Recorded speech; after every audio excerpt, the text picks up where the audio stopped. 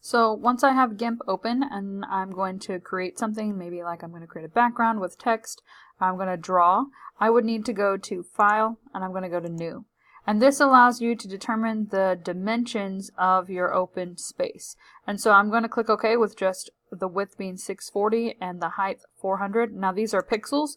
I could change it to inches or any of these other options. I'm going to leave it at pixels and I'm going to click OK. And so this is my drawing space. So I can grab something, I can move this around. I grabbed the wrong thing, so I need to make sure that I have the correct option selected over here. So I'm going to click on my paintbrush and I'm going to just paint. And so I can change my colors over here. So I can select my color and now I can do something else. You have a bunch of different tools that you can use, kind of like Microsoft Paint or something like that. And so you have lots of options, but this is the space that I have because these are the dimensions that I told it I needed it to be. So if I need something to be bigger, I'm going to go File and I'm going to do New. And I'm going to change this to about 800. And I'm going to have the height be 800 because I want a square. So I click OK, and now you can see that I have a perfect square. It's a completely different shape and size that I had before. And so you can see the other thing that I was using is still open.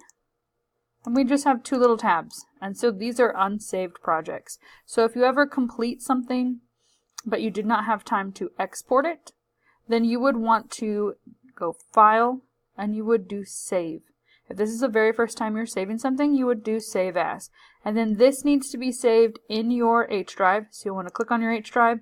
And if you haven't already created a GIMP folder, you will need to create a new folder by using the button right here that says Create Folder. And so I will create a GIMP folder. And then I'd click Save. Up here it's just called Untitled. So I saved before I was able to name it correctly. So I can always go in File. I can do Save As. Make sure that I'm in my GIMP folder, so I'll need to find my GIMP folder.